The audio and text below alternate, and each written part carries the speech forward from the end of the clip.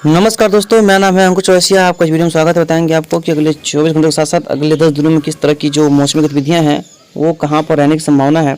ये देख पाएंगे, ये जो है तूफान बना हुआ है बंगाल खाड़ी में, यानी कि अभी तूफान बनने की कैटेगरी में पहुंच चुका है, स्ट्रॉन्ग हो रहा है।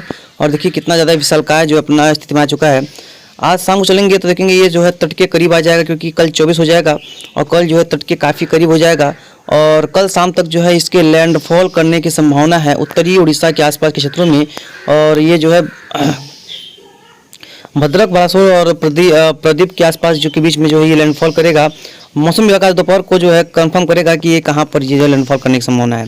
देखिए उसके बाद दिखा रहा है ये जो है उत्तरी क्षेत्रों में 25 तारीख तक वहीं पर रहेगा, यानी कि उत्तरी उड़ीसा और दक्षिणी पश्चिम बंगाल के आसपास जो है ये सिस्टम जो है वो लैंडफॉल करेगा और सीवियर साइक्लोनिक स्टॉर्म बन सकता है, यानी कि गंभीर चक्रवाती तूफान बन सकता है। हालांकि उससे ज़्यादा स्ट्रॉन्ग होने की संभावना फिलहाल नहीं है, यानी कि ज़्यादा सीवियर साइक्लोन से ज़्यादा स्ट्रॉन्ग होने की संभावना फिलहाल इसका नहीं है, क्योंकि तेज़ी से जो है ये बढ़ करके बंगाल खाड़ी में प्रवेश कर करके ये तट के पास जा रहा है। उसका देखिए यहाँ से हल्का से दक्षिण पश्चिम दिशा में आगे बढ़ा है और 27 का देखेंगे तो ये अभी भी दिखा रहा है कि यहाँ से ये घूम करके नीचे की तरफ चला आएगा। और 28 का देखेंगे तो 28 का खत्म हो जाएगा और 29 का देखेंगे वो भी खत्म। और 30 या यहाँ तक कि 1 तक के आसपास देखेंगे, फिर भी देखेंगे बंगाल खाड़ी या अरब सागर में किसी भी प्रकार का सिस्टम अक्टूबर में नहीं बनेगा, यानी कि दिवाली के पहले जो है ये तूफान जो है निकल जाएगा। और जहाँ पर ये नुकसान करेगा वहाँ पर कुछ भरपाई जरूर हो जाएगी, क्योंकि ये जो है 26 तारीख के आसपास जो है अपना अस्तित्व खो देगा। तो उसके बाद 4-5 दिनों का समय रहेगा, 4-5 दिनों में जो है वो ज़्यादा से ज़्यादा रिकवर, वहाँ की स्थिति जो है वो सुधर जाएगी, ऐसा प्रतीत हो रहा है। लेकिन बस ऊपर वाले से यही दुआ है कि इतना कृपा करिए कोई ज़्यादा नुकसान ना पहुँचे, बारिश आए, तूफान तो आ ही रहा है। अब इसका तो रास्ता बदलने की संभावना फिलहाल कम है। उड़ीसा कोस्ट पे इसके लैंडफॉल करने की संभावना लगभग अब 95% बन चुकी है। अगर पूरा उड़ीसा बात करें तो इसका जो 100% है कि उड़ीसा कोस्ट पर ही लैंडफॉल करेगा, ऐसा यहाँ पर प्रतीत हो रहा है। लेकिन बस यही है कि अभी फिलहाल ज़्यादा स्ट्रॉन्ग नहीं है। लेकिन ये देख पाएंगे यहाँ पर अभी फिलहाल कोई वेस्टर्न डिस्टर्बेंस नहीं है। कोई स्ट्रॉन्ग WD आता है तो इस क्षेत्रों में कई इलाकों में वर्षा गतिविधियाँ को बढ़ जाती हैं और जो रेनफॉल की एक्टिविटी है वो दर्ज की जाती है। कई इलाकों में काफ़ी अच्छी खासी जो बारिश है वो दर्ज की जाती हैं। तो उम्मीद ये है कि कई इलाकों में काफ़ी अच्छी खासी रेनफॉल की संभावना है। खासतौर पे पूर्वी और तटीय इलाकों को काफ़ी खतरा है। कहीं कहीं पर यहाँ पर बाढ़ का खतरा भी हो सकता है, क्योंकि यहाँ पर जो वर्षा है वो 300-400 मिलीमीटर की रेनफॉल जो है सिस्टम उड़ीसा के कोस्ट पर दे सकता है, इसकी प्रबल संभावना है। तो यहाँ पर बाढ़ जैसे हालात बनने की संभावना है। लेकिन सबसे बड़ी बात यह है कि बारिश तो ठीक है, लेकिन जो सबसे तेज़ हवाएँ चलती हैं वो फसलों को काफ़ी ज़्यादा नुकसान पहुँचाती हैं। तो स्थिति ये रही है कि यहाँ पर जो है वो तूफान की स्थिति के कारण यहाँ पर बाढ़ जैसे हालात बनने की प्रबल संभावना दिखाई पड़ रही है। ये देखिए GFS मॉडल्स की अगर बात करें तो GFS में देखेंगे तो GFS भी क्या दिखा रहा है। देखेंगे ये कल देखेंगे तो जैसा कि हमने बताया कि तूफान जो है वो काफ़ी करीब होगा इसके जो है तट के, और कल ही इसके लैंडफॉल करने की संभावना रहेगी। और स्ट्रॉन्ग है काफ़ी ज़्यादा, इसमें हवा का रफ्तार देखा जाए तो लगभग 100 के पार ही होगा। देख पाएंगे 110 किलोमीटर प्रति घंटे की रफ्तार से है। वही सीवियर साइक्लोनिक स्टॉर्म जिसे हमने बताया आपको कि ये 110 किलोमीटर प्रति घंटे की रफ्तार से 24 का आसपास देखेंगे तट को पार करेगा। और 25 का भी देखेंगे ये थोड़ा सा उत्तरवर्ती होगा और 26 को और आगे बढ़ेगा। और 27 को देखेंगे ये जो है अब दिखा रहा है कि ये पूर्वोत्तर राज्यों की तरफ नहीं जाएगा, यानी कि CMW यहाँ पर सटीक निकला। यहाँ से इस तरह से इसका जो है ये घुमाव है, क्योंकि यहाँ से जो हवाएं हैं वो इस तरह से दबाव डाल रही है, इसको इस तरफ मोड़ रही हैं, क्योंकि यहाँ पर हाई प्रेशर है, क्योंकि मौसम जो है एकदम से ठंडा बना हुआ है। यहाँ की जो हवाएं हैं वो काफ़ी भारी हैं, जिससे दबाव डाल रही हैं, बाहर की तरफ धकेल रही हैं इसको, इसीलिए जो ये आगे इधर की तरफ नहीं बढ़ रहा है। 28 का भी देखेंगे तो 28 के आसपास भी ये सिस्टम यहाँ पर रहेगा आंध्र प्रदेश के आसपास, लेकिन सर्कुलेशन के रूप में रहेगा या अपर लेवल सर्कुलेशन बोल सकते हैं, यानी कि बहुत ही कमज़ोर रूप में ये सर्कुलेशन के रूप में ऊपर रहेगा। इसका कोई खासा प्रभाव देखने को कहीं पर फिलहाल नहीं मिलेगा। इसकी कोई संभावना फिलहाल दिखाई नहीं पड़ रही है ऐसी कि किसी भी तरह का यहाँ पर दिक्कतों का सामना करना पड़ेगा। चलेंगे 29 के आसपास तो देखेंगे 29 के आसपास भी यहाँ पर जो स्थिति जो है वो ऐसा लग रहा है, प्रतीत हो रहा है कि यहाँ पर कई इलाकों में जो सिस्टम है वो देखने को नहीं मिलेंगे, अरब सागर हो या बंगाल खाड़ी हो। यहाँ तक कि 31 को भी देखेंगे या 1 तारीख देखेंगे, यानी कि 1 नवंबर में भी फिलहाल सिस्टम नहीं बनेंगे। हालांकि उत्तर पूर्वी मानसून जो है यहाँ पर दस्तक दे देगा और कई इलाकों में स्ट्रॉन्ग बारिश की संभावना है। इस बार उत्तर पूर्वी मानसून में, दक्षिण पश्चिम मानसून में भी बढ़िया बारिश हुई है। हालांकि कुछ इलाके ऐसे रहे हैं जहाँ पर स्थिति काफ़ी खराब रही है, लेकिन जाते जाते मानसून ने ज़्यादा भरपाई कर दिया, लेकिन कुछ राज्यों को सूखा ही छोड़ गया। तो ऐसा क्लाइमेट चेंज के कारण कई सालों से, पिछले कई सालों से होता आ रहा है और ये देखने को मिल भी रहा है।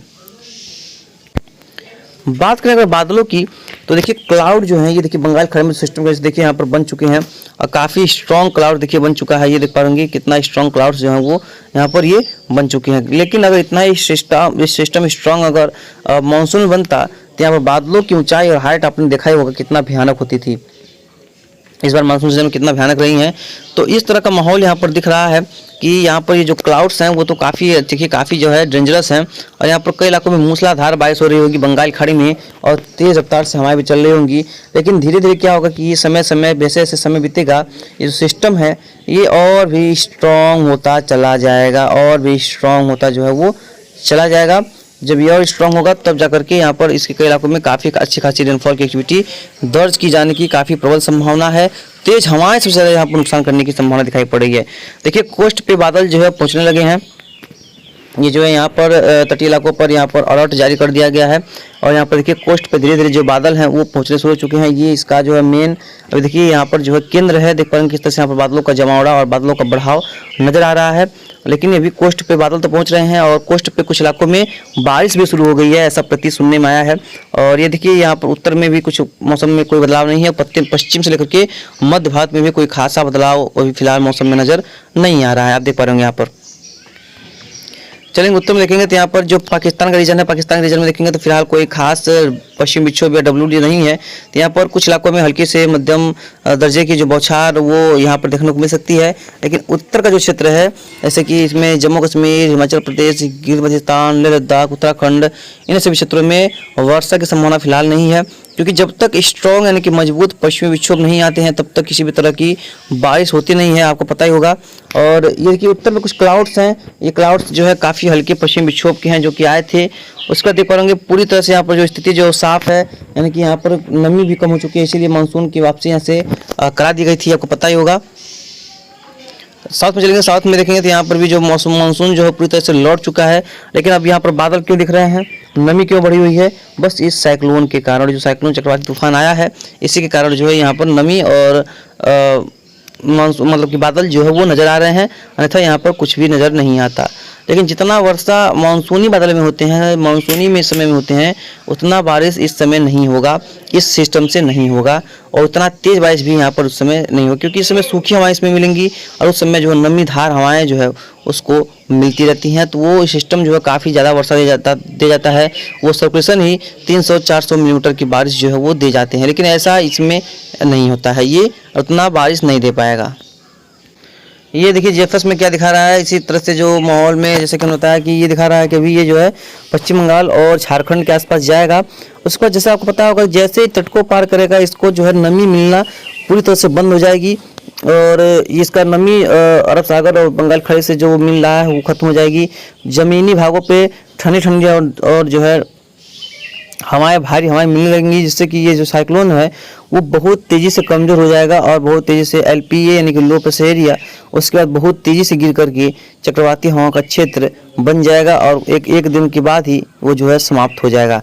यानी कि बहुत तेज़ी से जो है इसके अंदर गिरावट आएगी, बहुत तेज़ी से गिरेगा, इस यानी कि इसका जो शक्ति है वो कम होगी और तट को पार करते ही जितना ताकत इसके बाद रहेगा उसके बाद ये लगातार जो है वो कमज़ोर होता ही रहेगा। हालांकि मानसून में आपने देखा कि सिस्टम जो है वो ज़मीनी भागों पर आकर के मजबूत हो रहे थे और साइक्लोन आसना बना था वो भी ज़मीनी भागों पर ही बना था, अरब सागर के पास पहुँचते ही वो जो है तूफान का रूप ले लिया था। तो बस यही ऐसे चल रहा है इस बार जो है। और समुद्र में काफ़ी स्ट्रॉन्ग जो नमी होती है, काफ़ी स्ट्रॉन्ग वहाँ पर सरफेस से अच्छा मिलता है तूफान बनने के लिए। तो ऐसे तो आज संभावना फ़िलहाल कम है और जब ज़मीनी भागों पे ये सिस्टम पहुँच जाएंगे तो ये जो है इनका प्रभाव जो है वो काफ़ी ज़्यादा कम हो जाता है और ये जो है क्योंकि हवाएं खींचते हैं, लेकिन हवाएं जो है वो गर्म और ज़मीनी भागों से होकर के आती हैं और या ठंडी हवाएँ आती हैं, जिसकी वजह से वो हवाएं जो है भारी होती हैं और उसमें से बारिश नहीं होती है। तो ये सिस्टम बहुत तेज़ी से अपना इंटेंसिटी डिक्रीज करते हैं और बहुत तेज़ी से अपना इंटेंसिटी डिक्रीज करके जो है अपना अस्तित्व खो देते हैं।